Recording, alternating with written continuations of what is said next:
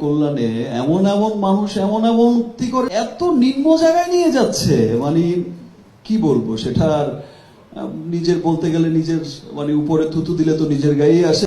Megastar Shakib Khan এবং শবনম বুবলি ইস্যুতে ইতিমধ্যে কিন্তু তোলপাড় মিডিয়া পাড়া।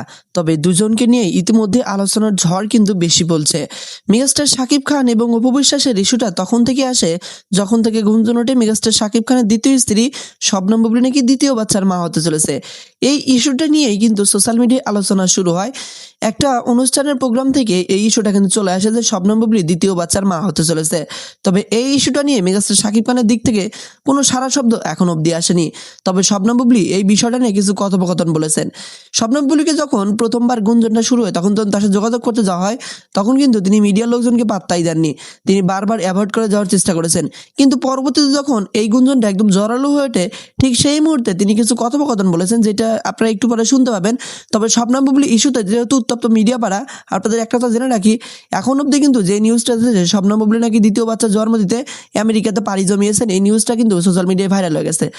তবে শবনম বুবলিকে যখন জিজ্ঞেস করা হয় আপনি নাকি দ্বিতীয় বাচ্চার মা হতে চলেছেন, এই ইস্যুটা নিয়ে আপনি কি বলতে চান, তিনি বরাবর মতো এবারও কিন্তু বলেন যে ভাই এটা কিন্তু ব্যক্তিগত প্রোগ্রাম না, আমার যখন ব্যক্তিগত কোনো প্রোগ্রাম চলে আসবে তখন আমি সবার সামনে বিষয়টা ক্লিয়ার করব। ব্যক্তিগত প্রোগ্রামে ব্যক্তিগত বিষয় নিয়ে আলোচনা হবে, এটা একটা গ্ল্যামার কুইন অনুষ্ঠান, সো এখানে আমি ব্যক্তিগত ইস্যুটি আনতে চাচ্ছি না। তো এসব কথা বলে কিন্তু অ্যাভয়েড করার চেষ্টা করেছিলেন ও শবনম বুবলি। তবে সর্বোপরি এখন কিন্তু বাচ্চা জন্ম দিতে আমেরিকাতে চলে গেছেন বলে সোশ্যাল মিডিয়ায় কিন্তু রীতিমতো ভাইরাল হয়ে গেছে নিউজটা।